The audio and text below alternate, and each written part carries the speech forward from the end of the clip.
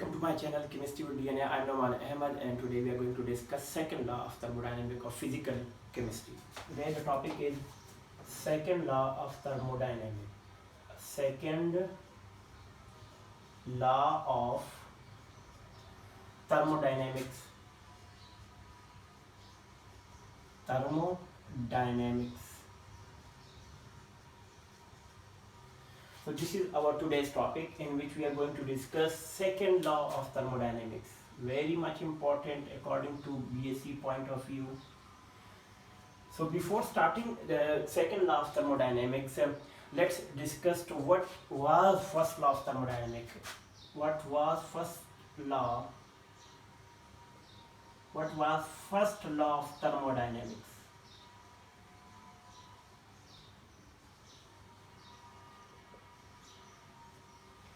First law of thermodynamics बहुत easy law था, that is energy cannot be created nor destroyed from one energy cannot be created nor destroyed during the chemical reaction but can be changed from one form to another form. यानी energy को ना तो हम पैदा कर सकते हैं ना ही हम उसको तबाह कर सकते हैं. हाँ, हम एक हालत से दूसरी हालत में कन्वर्ट कर सकते हैं. या एक दूसरा उसकी डेफिनेशन क्या थी, मेस भी था. मेस एनर्जी बोथ के mass can not be created not destroyed during the chemical reaction but can be change from one form to another form. या आप ये कह सकते हैं it was totally conservation of energy के बारे में था. It was already about conservation of energy के बारे में था. Means energy remain the same. या दूसरी आप ये समझ लें कि डेल्टा ई यूनिवर्स का, पूरे universe that is equal to zero. यानी एनर्जी रिमेन द सेम. ये पहली उसकी स्टेटमेंट थी.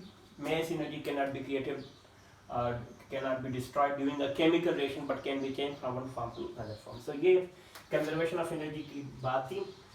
इसकी कुछ लिमिटेशंस थी. इसी की कुछ लिमिटेशंस थी.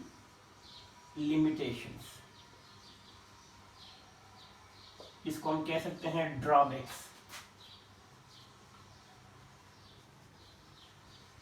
इनकी कुछ ड्रॉबैक्स थी जिसके बिना पर हमें सेकंड लॉ ऑफ थर्मोडायनेमिक्स को पढ़ना पड़ा. तो इसकी जो लिमिटेशन थी, सबसे पहली जो लिमिटेशन है जो फर्स्ट लॉ ऑफ थर्मोडायनेमिक्स ने कहा था कि फर्स्ट लॉ ऑफ थर्मोडायनेमिक्स के क्या था कि हीट फ्लो, जो हीट होता है वो flow from hot body to cold body, from hot body to cold body. Heat flow from hot body to cold body. लेकिन जो उसने नहीं बताया था, not from cold body to hot body. इसका मतलब क्या हुआ? Energy conservation of energy first law तो सही कहता है कि एनर्जी एक बॉडी से, फर्स्ट कर this is body A, this is body B, यहां से एनर्जी यहां ट्रांसफर हो रही है. ठीक है, this is hot body, this is cold body. It is high energy, it is low energy. तो हम कह सकते हैं इसकी एनर्जी यहां से यहां ट्रांसफर हो रही है. This process can happen. लेकिन this process from cold body to hot body is not happening at any case.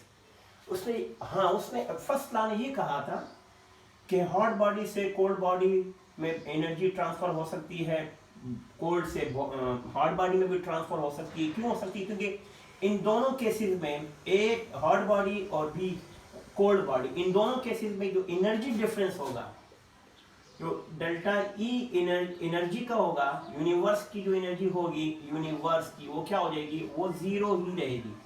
तो फर्स्ट लॉ ने तो इसको कहा था कि ये हो सकता है. लेकिन thermodynamics, second law of thermodynamics ये कहता है कि इसकी डायरेक्शन किस साइड पर होगी.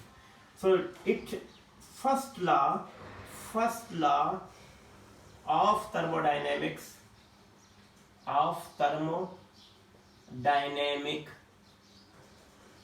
First law of thermodynamic did not discuss क्या, direction first law of thermodynamic ने एनर्जी कंजर्वेशन के बारे में तो बताया था कि हॉट बॉडी से कोल्ड बॉडी में बॉडी यानी एनर्जी ट्रांसफर हो सकती है, कोल्ड बॉडी से हॉट बॉडी में भी आ सकती है, लेकिन उसने डायरेक्शन नहीं बताई थी। अब ये रिएक्शन फीजिबल है और ये वाला रिएक्शन जो है ना ये फीजिबल नहीं है, नॉट फीजिबल। नॉर्मल कंडीशन की बात बता रहे हैं, ठीक है। तो ये उसका फर्स्ट लिमिटेशन जो उसकी थी, लिमिटेशन में सबसे पहली जो है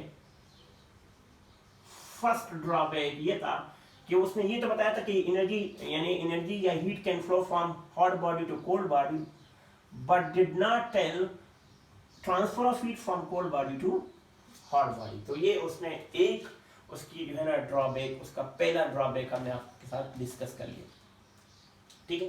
पहली तो उसकी ये, दूसरी एक तो उसने ये बताया कि उसने हीट को यानी हॉट बॉडी से कोल्ड बॉडी में उसने कहा था ट्रांसफर हो सकती है, लेकिन उसने ये नहीं बताया था कि कोल्ड बॉडी से हॉट बॉडी में ट्रांसफर हो सकती है। दूसरा, फर्स्ट लॉ ऑफ थर्मोडायनेमिक्स ने बताया था कि एनर्जी रिमेन द सेम, लेकिन he did not explain the direction. तो ये हम इसको सेकंड ड्रॉबैक भी कह सकते हैं, this is the second drawback, ठीक है।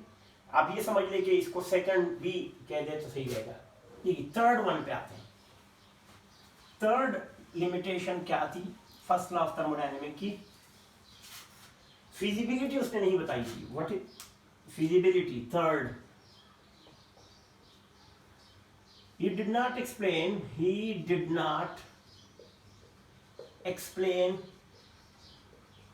feasibility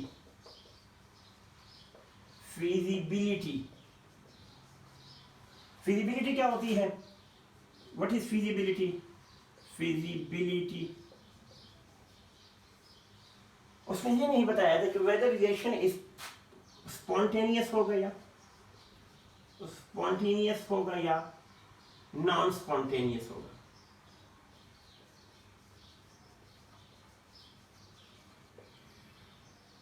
फिजिबिलिटी ऑफ रिएक्शन का पता कब चलता है? कौन सा रिएक्शन पॉसिबल है, ये होगा या ये होगा? He did not explain the feasibility उसने नहीं बताया था। First law thermodynamic can not explain the feasibility के थर्मोडायनेमिक स्पॉन्टेनियस प्रोसेस के लिए है या नॉन स्पॉन्टेनियस प्रोसेस के लिए है। So this is the third limitation, and this is the third drawback of first law of thermodynamics. Okay, number 4. जितने भी नेचुरल, इसी को मिटा देते हैं।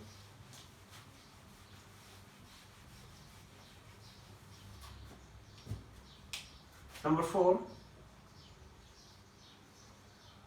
all natural स्पॉन्टेनियस जो प्रोसेसेस है ये तमाम इरिवर्सिबल है।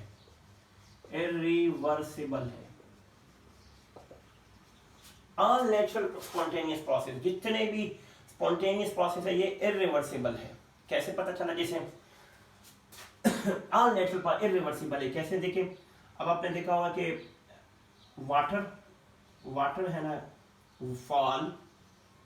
water falls from higher level to lower level। ठीक है, वाटर फॉल्स यानी ऊपर से नीचे पानी गिरता है। देखिए, ये नेचुरल स्पॉन्टेनियस प्रोसेस है, लेकिन नीचे से ये ऊपर नहीं जा सकता। ऊपर से नीचे आ सकता है, लेकिन नीचे से ऊपर नहीं जा सकता। दिस इज इरिवर्सिबल, ठीक है। हालांकि एनर्जी रिमेन द सेम, ऊपर से नीचे आएगा, नीचे से ऊपर जाएगा, एनर्जी रिमेन द सेम, लेकिन ऊपर से जो नीचे आ रहा है ये ऑल नेचुरल स्पॉन्टेनियस प्रोसेस है जो कि इरिवर्सिबल है। दूसरा बात, आगे आपके पास एक बीकर है, आपने इसके अंदर साल्ट डाल दिया, this is water, H2O is present। अब जैसे आपने साल्ट डाला, इसके अंदर ये डिसोसिएशन हो गया। डिसोसिएशन हो गया। अब दिस इज नेचुरल प्रोसेस, लेकिन अब इस साल्ट इससे ऑटोमेटिक खुद बहुत बाहर नहीं निकल सकता। अलग बात है, मुझे एक कंप्लीट प्रोसेस करना पड़ेगा, लेकिन खुद बहुत नहीं हो सकता, जिसके ना ऑल नेचुरल स्पॉन्टेनियस प्रोसेस जो होता है ये इरिवर्सिबल है। ठीक है, this is the limitation of the first law of thermodynamic. Okay, number 5, 100% efficient engine cannot be prepared।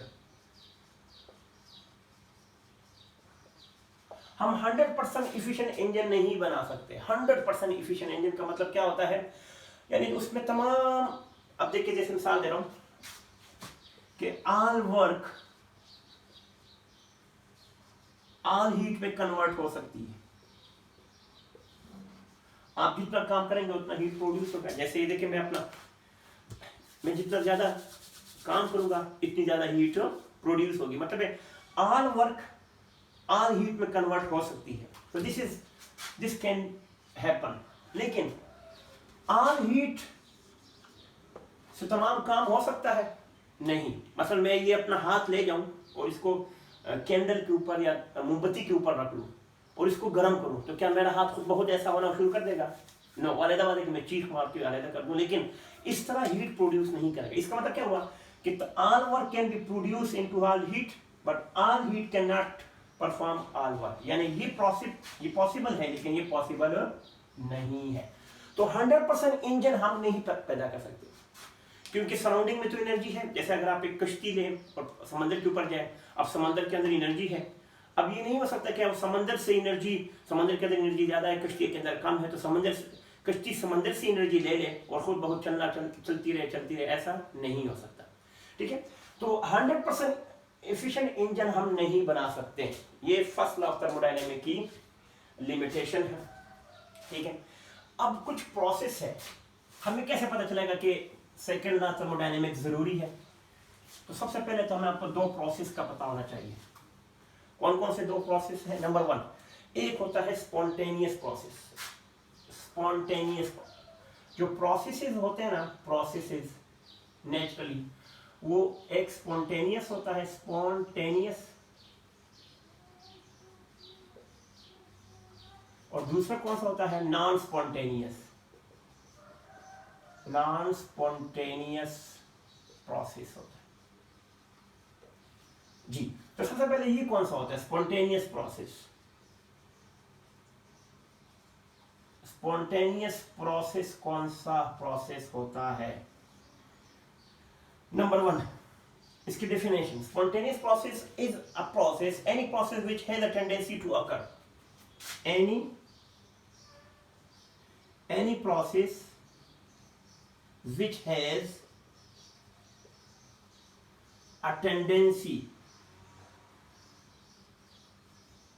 to occur या अर्ज खुद ब खुद हो जाए, तो उसको क्या कहेंगे? Spontaneous process. Any process which has a tendency to occur, खुद बहुत हो जाए, उसको क्या कहेंगे? उसको हम कहेंगे स्पॉन्टेनियस प्रोसेस। अब ये कैसे हो सकता है? अब देयर आर, ये 3 तरह के हो सकता है, 1 2 3। नंबर 1, बाय इटसेल्फ, या आप ये कह सकते हैं बाय इट्स ओन, खुद बहुत कोई काम हो जाए, दैट इज ये स्पॉन्टेनियस होगा। दूसरा हम क्या कह सकते हैं? पहला नंबर 1। नंबर 2 क्या हो सकता है? By proper initiation, by proper initiation, हम उसको स्टार्ट कर दें, उसके बाद खुद बहुत शुरू हो जाए, तो ये हो सकता है, यानी आपने उसको स्टार्ट किया, खुद बहुत शुरू हो गया। तीसरा, अंडर गिवन कंडीशंस, यानी कुछ होता है लेकिन उसकी कुछ कंडीशंस चाहिए। तो स्पॉन्टेनियस प्रोसेस के लिए 3 बातों का होना तकरीबन जरूरी है। ठीक है, अब बाय इटसेल्फ जो होता है, नंबर 1, बाय इटसेल्फ, ये वाला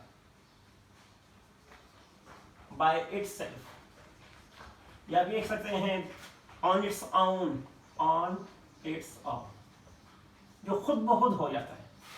अब जो खुद ब खुद हो जाता है, ठीक है, वो कौन कौन से रिएक्शन है? नंबर 1, अभी हमने एग्जांपल दिए, dissociation of salt into water. इसी तरह दूसरा, dissociation of sugar into water.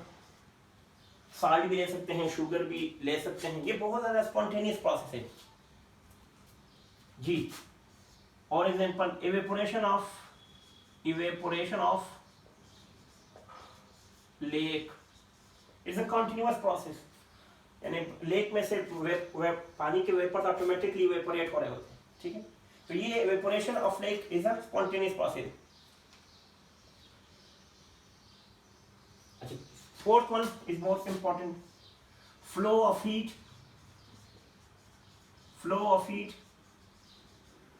from higher temperature to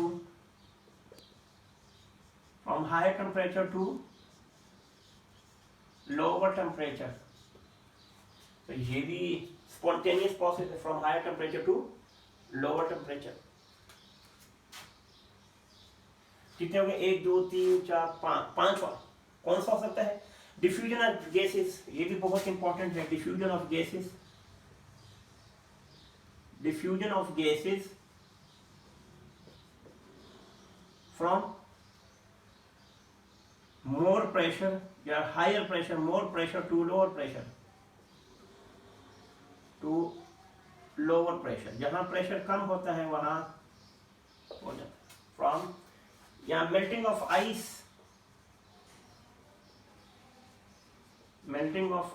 ये सारे के सारे बाय इट्स ओन, यानी ये तमाम कॉन्टिन्यूअस प्रोसेस कौन से, स्पॉन्टेनियस प्रोसेस कौन से होते हैं? बाय इट्स ओन, ये खुद बहुत हो रहे होते हैं। कौन कौन से हैं? 1 2 3 4 5 6, लाखों एग्जांपल है, some of them are very important, ठीक है। तो ये हमने इसको बता दिया। दूसरा कौन सा है? बाय इट्स प्रॉपर इनिशिएशन, वो कौन कौन सा है? सॉरी, सेकेंड प्रोसेस, कौन सा है?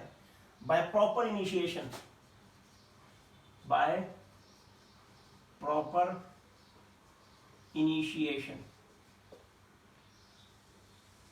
ऐसे रिएक्शन जिनको स्टार्ट करने के लिए थोड़ी सी जरूरत होती है, उसके बाद खुद बहुत एनर्जी चाहिए, उसके बाद खुद बहुत हो जाते हैं। कौन कौन से हैं जरा देखें। Number 1, H2O2 goes to form water, heavy gas, liquid. अब ये खुद बहुत नहीं होता, इसको थोड़ा सा इलेक्ट्रिक स्पार्क देना पड़ेगा, हमें कुछ इलेक्ट्रिक स्पार्क देना पड़ेगा, तब ये रिएक्शन हो जाता है, ठीक है। अब ये खुद बहुत तो नहीं होता, लेकिन एक दफा ये स्टार्ट हो जाए तो ये खुद बहुत हो जाता है। दूसरा रिएक्शन बहुत इंपॉर्टेंट, कार्बन और ऑक्सीजन, सॉलिड गैस क्या बन गया? Carbon dioxide gas. अब इसको भी इग्नाइट करना पड़ेगा तो ये बनेगा, इग्नाइट करेंगे तो ये रिएक्शन करेंगे। सॉलिड है, कार्बन सॉलिड है, ऑक्सीजन गैसीय स्टेट में होता है, कार्बन डाइऑक्साइड बन जाता है। Calcium carbonate, third example, calcium carbonate solid है, जैसे ही आप इसको हीट प्रोवाइड करेंगे ये क्या हो करेगा? Calcium oxide solid, carbon dioxide gas.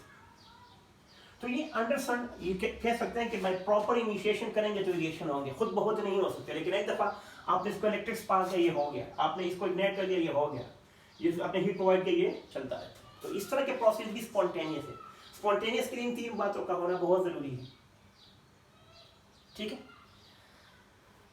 Under given condition भी तो यही है ना, ये कंडीशन है, तो ये इसकी एग्जांपल में आ सकते हैं।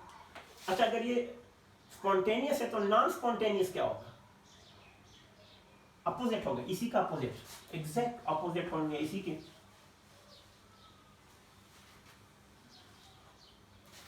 कौन कौन से हो सकते हैं? Number 1, non spontaneous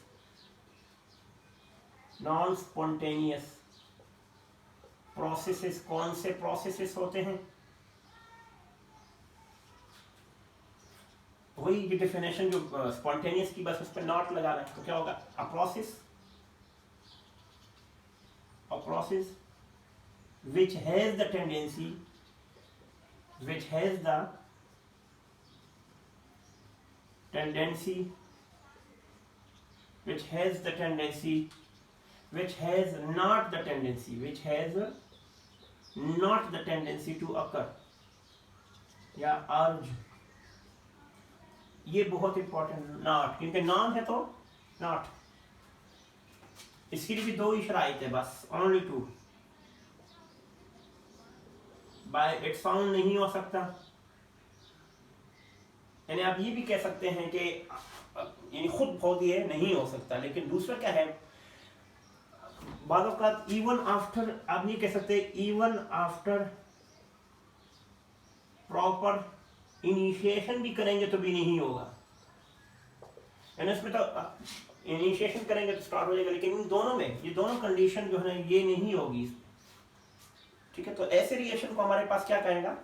non spontaneous reaction. Non spontaneous reaction कौन से रिएक्शन होते हैं? Which has no tendency to occur. ठीक है, अब एग्जांपल हमने कौन सी बताई है? एग्जांपल भी इसी की तरह लाखों है। जैसे अगर अभी मैं सिंपल एक दो एग्जांपल ही बता दूं, कौन कौन सी, नंबर 1 और number 2। Number 1, heat flow from body at low temperature to body at high temperature। हमेशा हॉट बॉडी से कोल्ड बॉडी में ट्रांसफर होती है, लो से हाई में ट्रांसफर नहीं हो सकती। तो ये भी नॉन स्पॉन्टेनियस प्रोसेस है। दूसरा हमने ये बताया था कि फ्लो ऑफ वाटर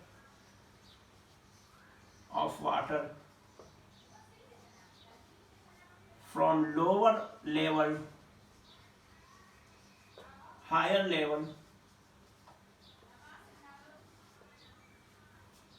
यानी हायर लेवल से लोअर लेवल में ऑटोमेटिक हो सकता है। लोअर लेवल से ऊपर लेवल में जाने के लिए आपको मोटर, डीसी मोटर कहते हैं, मोटर से काम लेना पड़ेगा।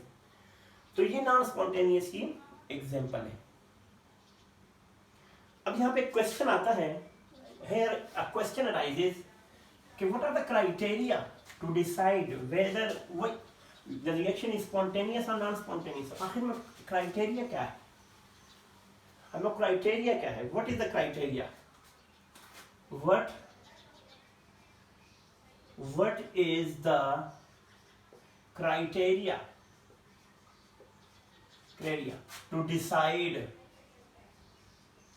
to decide the process? कौन सा प्रोसेस, क्या पता चलेगा कि स्पॉन्टेनियस कौन सा है और नॉन स्पॉन्टेनियस कौन सा है? तो क्राइटेरिया क्या है? तो यही क्राइटेरिया बनने के लिए सेकंड लॉ ऑफ थर्मोडायनेमिक्स हमने पढ़ना है। सेकंड लॉ ऑफ थर्मोडायनेमिक्स,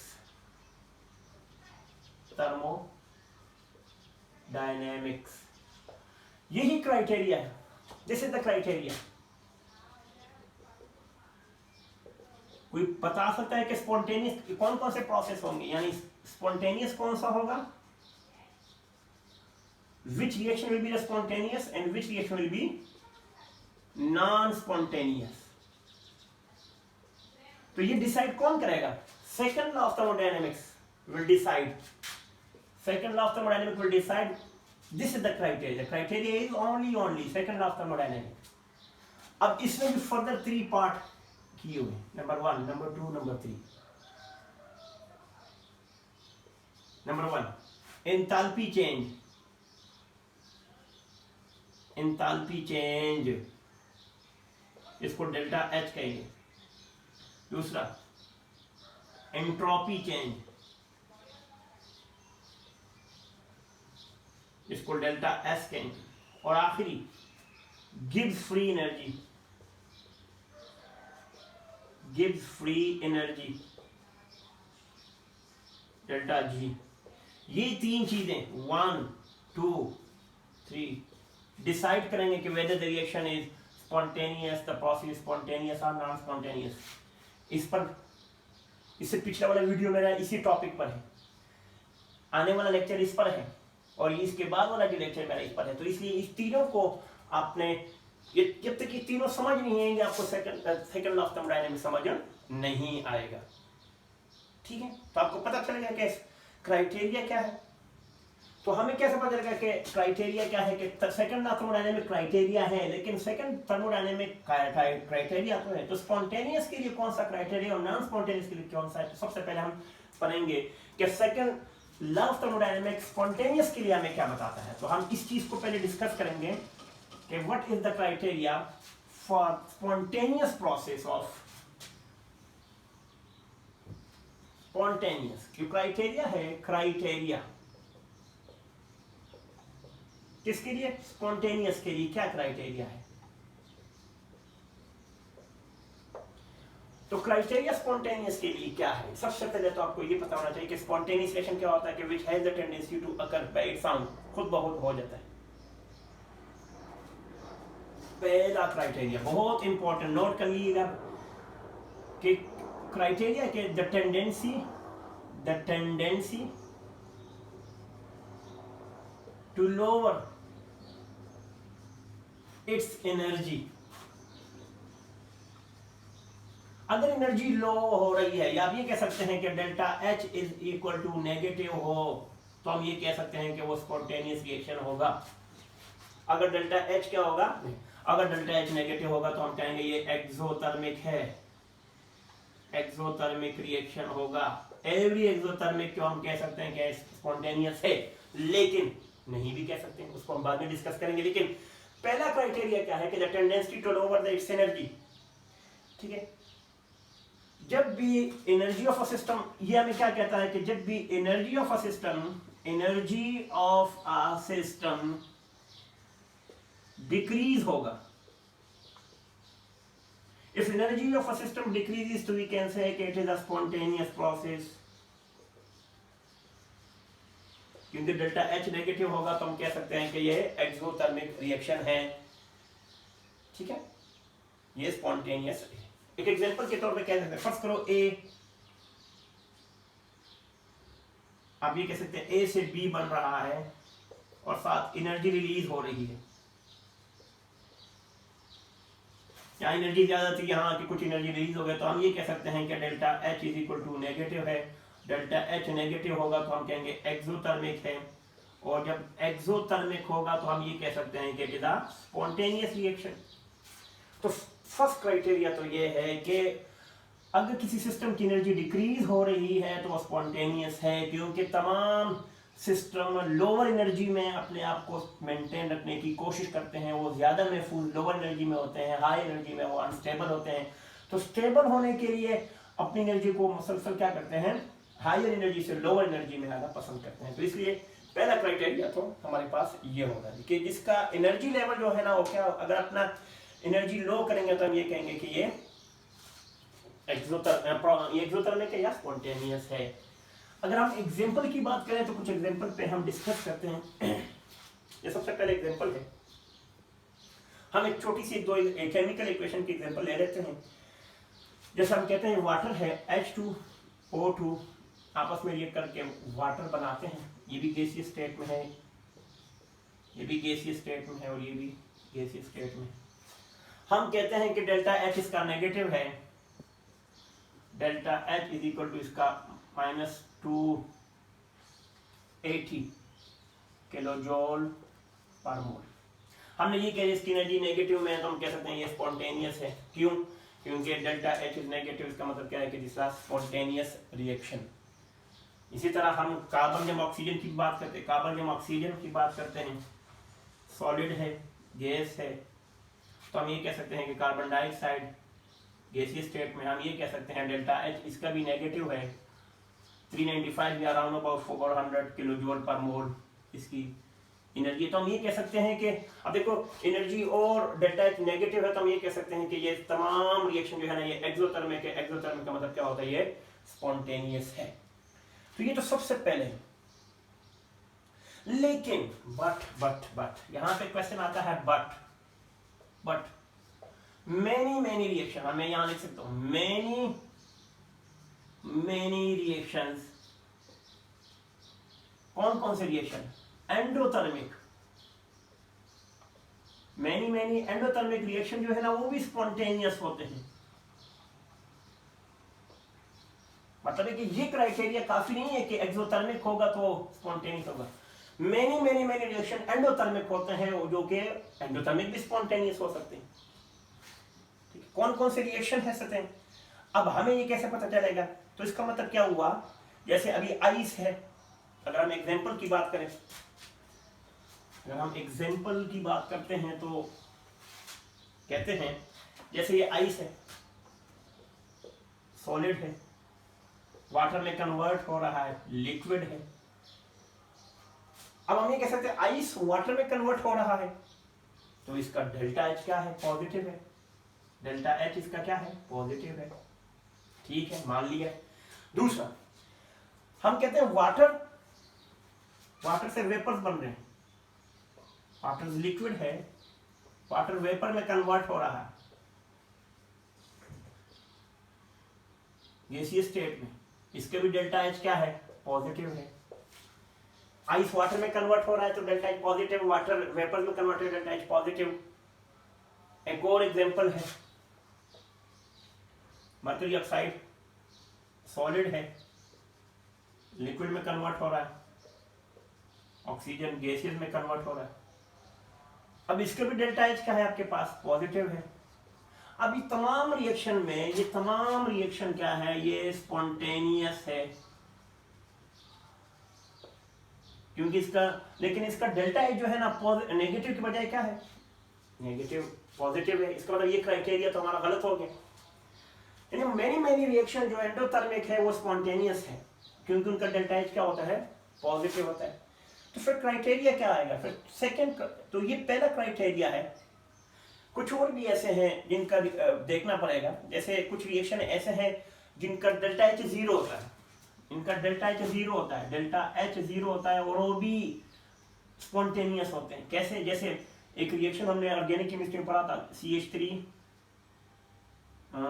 जिसको acetic acid CH3, C double bond OH और CH3CH2OH, इनसे क्या बन गया था? CH3C double bond OCH2CH3 plus water, यानी एसिटिक एसिड और अल्कोहल आपस में क्या बनाता है? एस्टर। इसको एस्टेरिफिकेशन भी कहेंगे। इसकी एग्जांपल क्या है? एस्टेरिफिकेशन। एस्टेरिफिकेशन, हमने ये भी कहा था कि एस्टेरिफिकेशन डेल्टा एच जीरो होता है।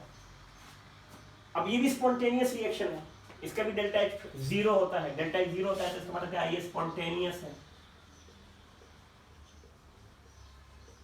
तो ये क्राइटेरिया नंबर 1 जो है कि डेल्टा एच नेगेटिव हो तो स्पॉन्टेनियस हो, तो हमने कह दिया नहीं हो, क्योंकि काफी रिएक्शन ऐसे हैं जिनके डेल्टा एच पॉजिटिव है, कुछ रिएक्शन ऐसे होते हैं डेल्टा एच जिनका जीरो होता है, ये भी स्पॉन्टेनियस होते हैं। तो ये क्राइटेरिया हमारा खत्म हो गया, मतलब ये क्राइटेरिया भी वैलिड नहीं है।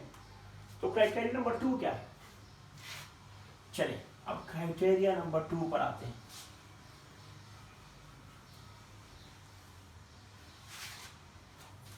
जी, क्राइटेरिया नंबर 2, क्राइटेरिया नंबर 2 बहुत इंपॉर्टेंट।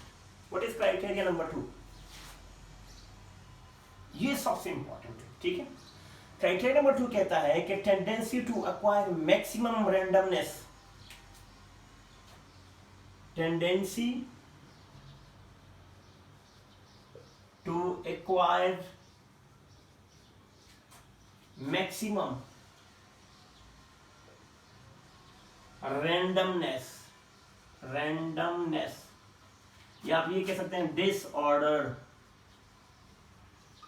जो जितना ज्यादा रैंडमनेस होगा, जो जितना जैसा डिसऑर्डर होगा, हम कह सकते हैं कि वो स्पॉन्टेनियस के लिए जरूरी है। कोई भी सिस्टम है, वो एक ऑर्डर में है, वो ऑर्डर के बजाय डिसऑर्डर में रहना ज्यादा पसंद करता है, ऑर्डर से डिसऑर्डर में रहना ज्यादा पसंद करता है। आप ये कह सकते हैं कि कोई भी सिस्टम है वो लो प्रोबेबिलिटी में हाई प्रोबेबिलिटी में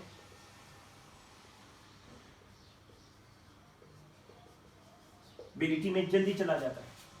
देखो ऑर्गेनाइज से इन डिसऑर्गेनाइज में जाना जो है ना, ये क्या कहलाता है, रैंडमनेस। यानी देखो एक चीज ऑर्गेनाइज्ड वे में चलाना बहुत मुश्किल होता है। कैसे, जैसे आप सुबह सवेरे 7 बजे उठे, स्कूल जाए, फिर कॉलेज जाए, फिर यूनिवर्सिटी जाए, फिर रात को काम करें, एक चीज डिसिप्लिन में चलाना बहुत मुश्किल होता है। लेकिन डिसऑर्गेनाइज वे में चलाना बहुत आसान है। सुबह सवेरे 9 बजे उठे, 12 बजे उठे, 11 बजे उठे, तो अगर ये सिस्टम डिसऑर्डर में लाना है तो बहुत आसान है। तो ऑर्डर से डिसऑर्डर में लाना जो है, इसी तरह लो प्रोबेबिलिटी से हाई प्रोबेबिलिटी, ठीक है। तो ये टेंडेंसी है, तो जिसकी रैंडमनेस जितनी ज्यादा होगी, हम ये कह सकते हैं कि उसकी जो एंट्रोपी है वो ग्रेटर होगी। कैसे, जैसे एंट्रोपी है, क्या आप ये कह सकते हैं, हम आप पढ़ेंगे आगे, इस कंफ्यूजन होना, सिर्फ इतना ही याद रखना, एंट्रोपी जो है हम ये कहेंगे डेल्टा एस ग्रेटर देन 0 है, तो हम ये कह सकते हैं इसकी रैंडमनेस ज्यादा है। तो हम ये कह सकते हैं इसकी रैंडमनेस ज्यादा है या ज्यादा डिसऑर्डर में है, ठीक है। अब हम इसकी एग्जांपल समझना चाहते हैं, एक दो एग्जांपल बताना चाहता हूं। देखिए, एक एग्जांपल ये है कि ये आपके पास एक गैस है,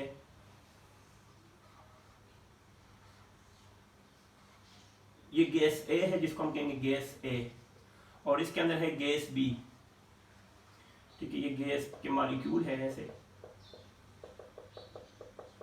और हमने दरमियान में इसको कॉर्क से सेपरेट किया हुआ है, ठीक है।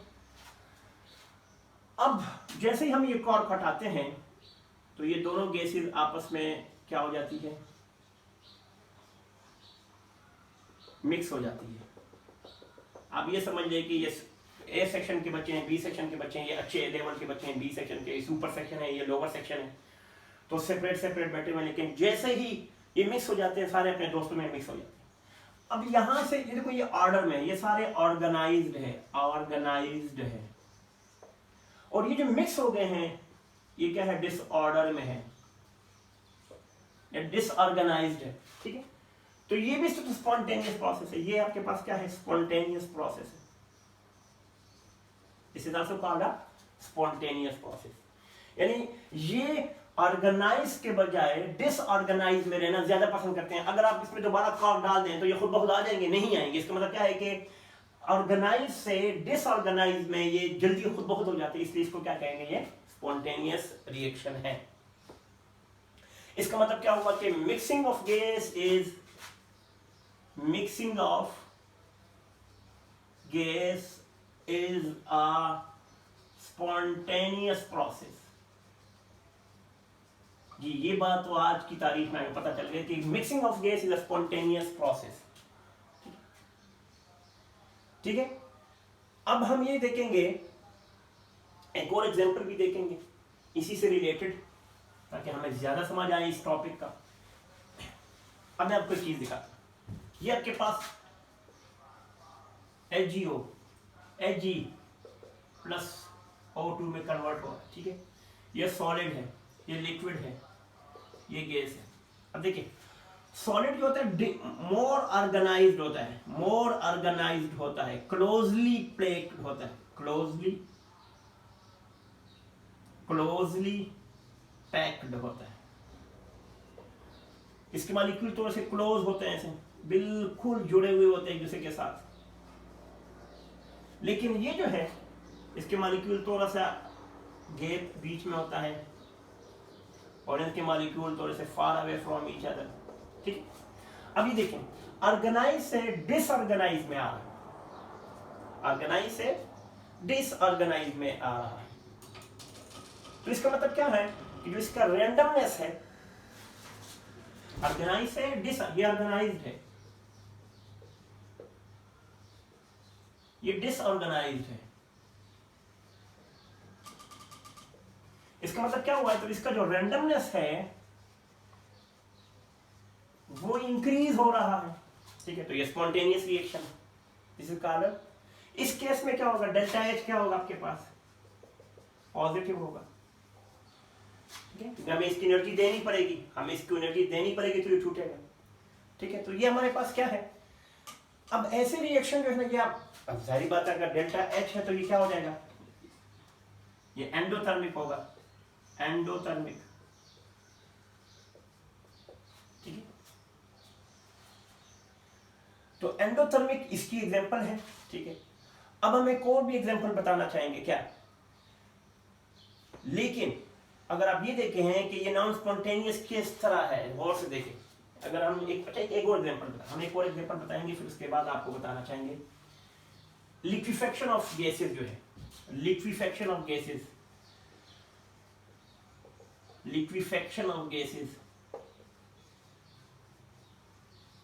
जब हम गैस को लिक्विफाई करते हैं, ठीक है, तो हमें क्या होता है, अब गैस से फर्स्ट तो ये गैस ए है, ये लिक्विड में कन्वर्ट हो रहा है, गैस ए या गैस एक लिक्विड में कन्वर्ट हो रहा है, ठीक है।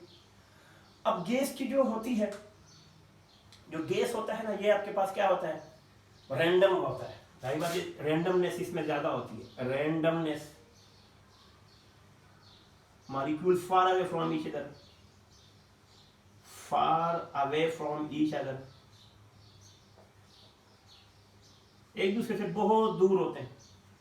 अब इसके मॉलिक्यूल जो होते हैं ना, क्लोज होते हैं, क्लोज टू ईच अदर। इसका मतलब क्या है कि रैंडमनेस जो है यहां पर वो तो डिक्रीज हो रहा है, क्योंकि गैस के मॉलिक्यूल दूर थे, लिक्विड के थोड़े क्लोज हो गए, ठीक है।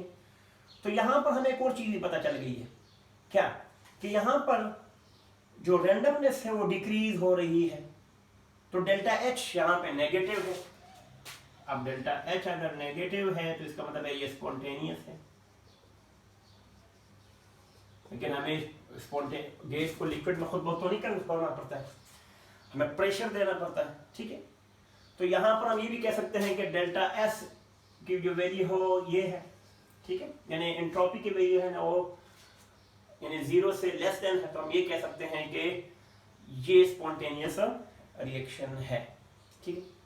अब मैंने आपको कहा था इसकी हम दो डेफिनेशन पढ़ेंगे, तो दो डेफिनेशन हम सेकेंड लॉ ऑफ थर्मोडायनेमिक्स की पढ़ेंगे ताकि आपको समझ आ जाए। दोनों डेफिनेशन, एक थोड़ी सी मुश्किल है, दूसरी आसान वाली, जो आपको समझ आती है। First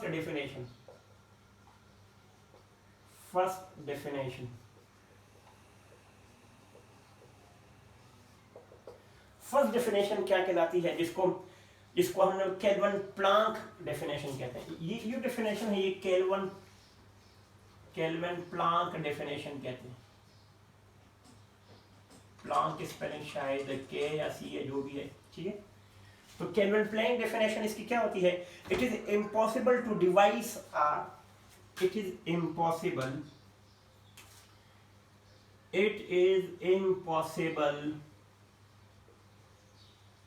to devise a cyclically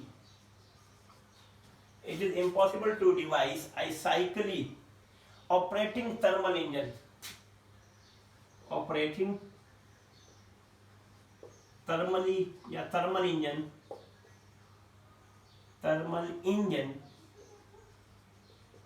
it is impossible to devise a cyclically operating thermal engine the sole effect of which is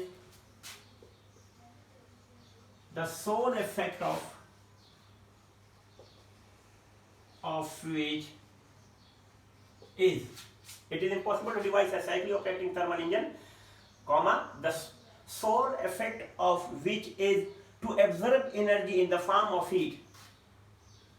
To absorb energy in the form of heat. To observe energy in the form of heat from a single thermal reservoir. From a single thermal reservoir. Reservoir की spelling की शायद mistake है, इसलिए मैं इनसे माफी मांगता हूँ, शायद OIR आएगा या रिजर्वायर, शायद कोई स्पेलिंग में मिस्टेक है। Thermal reservoir and to deliver an equivalent amount of work. And to deliver an equivalent amount of work. G. This is the first definition of second law of thermodynamics. या बहुत आसान है। जो second definition है कि जो second definition है Clausius statement, वो क्या है? बहुत आसान है। सेकंड डेफिनेशन जो है ना वो बहुत इंपॉर्टेंट है क्योंकि इजी भी है। इससे रिलेटेड क्या है कि it is impossible to transfer heat from lower temperature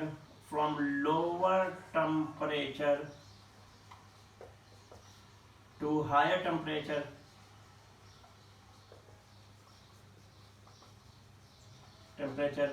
without any external work।